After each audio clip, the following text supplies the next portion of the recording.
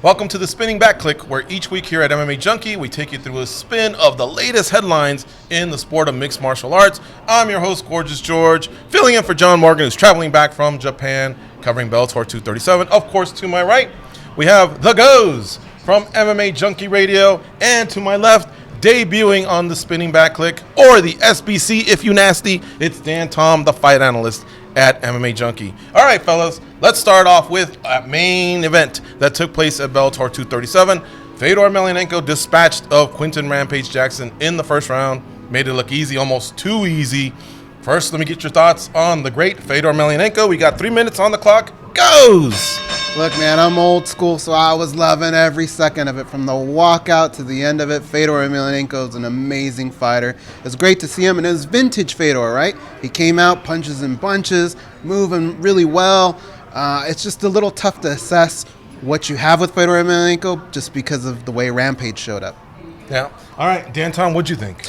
I'm old school too, and I was definitely here for it, but I didn't like it. In fact, I think it might have been the worst possible outcome because Fedor did so well. Like Goes said, we don't know where he's at, but even more worse, Fedor gets to keep his act of stringing people along. Now, we all love him. He did look good, but because he looked good and because we all love him, he gets to do that same tired act that all the other MMA fighters do, where is he going to retire? Is he not going to retire? And usually we can get a pretty good sense of it or know when to check out, like when we see a fighter show up like Rampage did. But yeah, I would argue this was actually a bad outcome.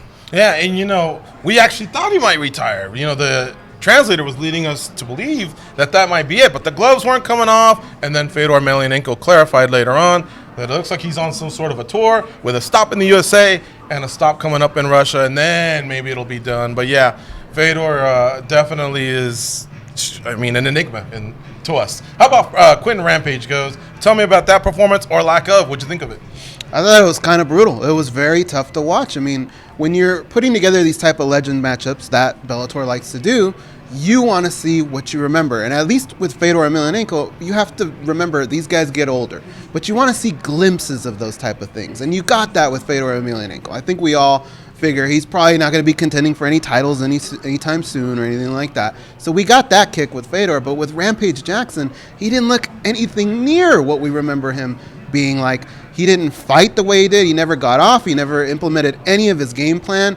And then on top of that, you kind of have to sit through some of his tweets that just were really turning me off. The guy was saying either way he gets paid. That's just not the type of thing you want to read, especially after a performance like that. So for Rampage Jackson, if he's going to come back, do it at light heavyweight. I think he's going to do that. But even then, it'd be tough to really tune in for another one of those fights. All right, Dan Tom, what'd you think of Quinton Rampage Jackson and that performance on this past weekend? It's tough. I kind of alluded that it was kind of disappointing to see the state that he showed up in, but as somebody who used to compete and put on a lot of weight after, I try not to pile onto these guys when they do the Jake LaMotta syndrome. You know what I'm saying? Feel a little bit like a hypocrite. That being said, can you really defend Rampage? I can't even defend the people thinking that he threw the fight with the way he fought. And of course, I don't think that, but he did not do himself any favors. Nice pull there with Jake LaMotta. I like that. All right, yeah. He's already said it. For one, hey, I did not fix the fight. And two, I am coming back at 205, no longer a heavyweight. That's that. Very disappointing, though, with Quinton Rampage Jackson. However, good on Fedor. He went out there, did his job, and got the knockout. So, nice work there. All right, guys, let's talk about the historic event that Bellator just had in Japan. Look, Lenny Hart, she was the cage side MC, and then we had all that production value, all those montages, and the guys get to come out individualized, the chain around Quinton Rampage. I really, really enjoyed it. Even going back a week or so with Eliminate McFarlane, that was pretty sharp. Tell me your thoughts on everything going on with Bellator. And is Scott Coker delivering? We'll start off with Dan Tom on this one. We got 2 minutes on the clock, Dan. I love everything they're doing. I love the production. I love the pageantry that Scott Coker, who, has K1 experience in Japan from that era, really, he knows how to bring it and all that. But yes, there is criticisms of the matchmaking. I'm not a big fan. I know it came off like a curmudgeon talking about the main event. I'm not a big fan of, maybe the slow roll for MVP. But for everybody that criticizes MVP, you got to look at guys like AJ McKee, or even the prior regime, they built up guys like Chandler. They're sprinkling guys in like Ed Ruth, and I feel like that outweighs it, guys. When Gracie and Ed Ruth met in the playoffs, one guy overperformed in Gracie, one guy underperformed in Ruth, and I think both of those, the over and underperformance, kind of defends Rich Chu and Scott Coker's kind of slow build. I would argue. Okay. How about you, Goes? Now, Scott Coker's in the 5-year range. You know what I mean? He had a great run at Strikeforce, but your thoughts on what he's doing with Bellator after all these years? Well, he had gave us a lot of great memories with Strikeforce, so you kind of know that the guy knows what he's doing. However, he's in one of those situations where, like in college sports, where you have a couple years where you're taking over past players from the Bjorn Rebney era. That's already passed, and I feel like we're in that Scott Coker era, right in the middle of it. It's a little tough because I feel like sometimes he can be a slave to this expansion of trying to put together cards that make people happy in certain regions, and we tend to just forget about Bellator when they go away for a while. So it's very difficult for me to get fired up over those type of things. I don't like the Legends fights, but I like the Grand Prix stuff. So I'm right down the middle with it. I'm with you there. Do you guys want to see, real quick, less Bellator cards per year? No, I actually want to see more. I think they're at the perfect sweet spot. All right, there you have it. That's some Bellator talk. Let's talk about PFL. PFL is happening tonight, folks. It's their finals for this regular season, and you got 6 title fights. We're gonna have 6 new millionaires, and even the runners-up, they get $200,000 each. Now, Goes, you're gonna go first. I want you to tell me what are the fights or fight that you're looking forward to the most. Fight. I am looking forward to David Mershad and Ray Cooper III. If you guys have seen the way Ray Cooper III travels, the amount of people that show up, and the energy that they give that arena, you cannot miss it. And the guy has a great fighting style, so does Mershad. I mean, these guys are going to stand there. They're going to bang. It's a great fight. That's the one I'm looking forward to the most. All right, how about you, Dan Tom? PFL, millions at stake here. That was the one I was honestly going to take, Bulldog Mashad there, and of course Ray Cooper. But, I'm actually excited. Is it bad that I'm excited for a fight that we've already seen before? Because I actually do want to see Kayla Harrison versus Pacheco. Not so much, now I know everybody's going to say it, not so much for the outcome here, guys. Follow me. I want to see how Harrison kind of reacts to having to face the same challenge. We saw her win this match and not be satisfied. Can she control her emotions in check? Can she probably, beat her standard that she already set for herself in the first fight and get the finish? And what happens when she doesn't get the finish? So win or lose, I'm excited to see what Harrison does. Yeah, I'm glad you brought that up, man. They got a budding superstar in Harrison. She's in the main event, guys, so I'm sure they want it to be somewhat competitive. I mean, I'm sure a steamroll works as well, but I think you want some competition, and Pacheco offered a little bit of that in the first fight. I'm personally looking forward to Asayev, the heavyweight. He's 8-0, tough guy. I want to see if he's the real thing or where we stand with that guy. But either way, top to bottom on ESPN2 tonight, folks. You got to check it out. This is the finals. Good on them, man. Paying $1 million to each one of their winners. That's the thing with $1 million. How do you not get fired up? It doesn't matter who's there. It's $1 million is on the line. It is.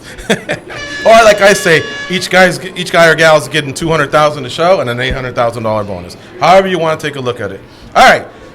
Tyron Woodley and Leon Edwards, they just signed during the holidays to fight. They're going to be headlining a card in London in 2020. Look, Edwards is trying to basically get into that contendership status. He wants a shot at Kamaru Usman. However, I want to focus in on Tyron Woodley, who hasn't fought since he lost his title to Kamaru Usman. He could be on the comeback trail. Speaking of this word comeback, I want you guys to focus on that. Who could possibly be on the comeback trail for 2020? Whether it be coming back from a losing streak, losing their title, injury, suspension, any form of a comeback, I want to hear it. On this one, Dan Tom, you go first. Who'd you got? It's tough. I wanted to say Dom Cruz here, but there's this guy Peter Yan that I think is sneaking up on the likes of whether a Dom Cruz wants to make a comeback or a sitting Henry Cejudo. So I'm actually going to go with kind of the low-hanging fruit, if you ask me, which is Israel Adesanya. I know he's 30 years old, which is kind of a deceptive age, but his MMA career is young, and I believe that he's going to be competitive at least till 36, 37.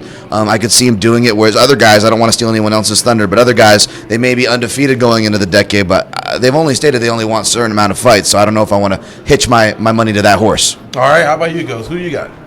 For me, it's got to be Rose Namajunas. She did everything that you would want somebody to do in her situation. She lost her title, but she took some time off.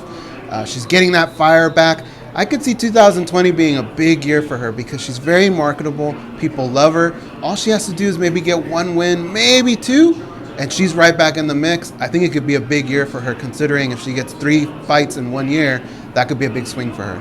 And it would be big for the promotion and for women's MMA. I mean, arguably, she was on her way to becoming one of the top stars there for the promotion. Yeah. Also, keep an eye out on Fabricio Verdum, a former champ. He's going to be coming off suspension in 2020. So let's see what kind of a comeback he has. You mentioned Dominic Cruz. I think he's on his third year of a layoff since he lost to Cody Garbrandt. It'll be interesting if he can come back from injury. So again, comeback can be defined in so many different ways. But I think 2020 is going to provide a lot of opportunities for comebacks. Look at what Jorge Masvidal did in 2019, fellas. I mean, this guy's not only a superstar, he's a #1 contender. He's a BMF.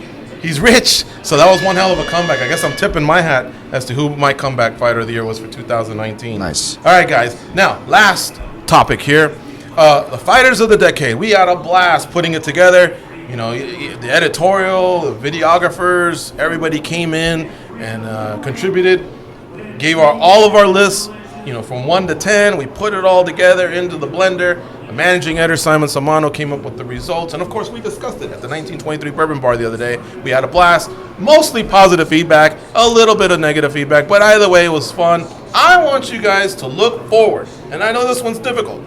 10 years from now, when we do it again, who is going to be in that list? Yeah, you don't have to say he's going to be he or she's going to be the consensus #1. But give me somebody maybe who's got youth or longevity on their side and could possibly be in that next video. And this one we're going to go goes first. You only got a minute, though.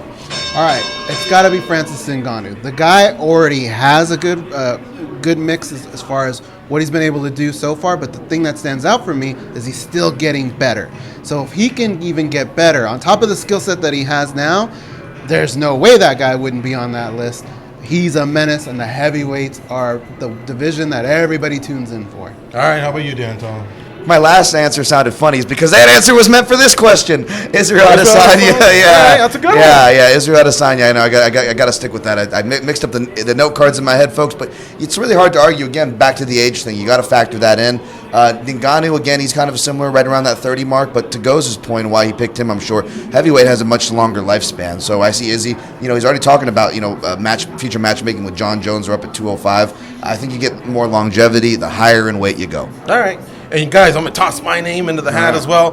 No, not me. I don't think I'm going to be fighter of the decade. I think Valentina Shevchenko, who's still, I think, late 20s, early 30s, still has enough to prove.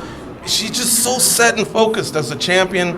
That's going to be mine that I'm tossing in there. All right. That's our Spinning Back Clique episode for this week. Thank you, Danton, for filling in. Goes, great job as always. Kenny Hathaway in the back.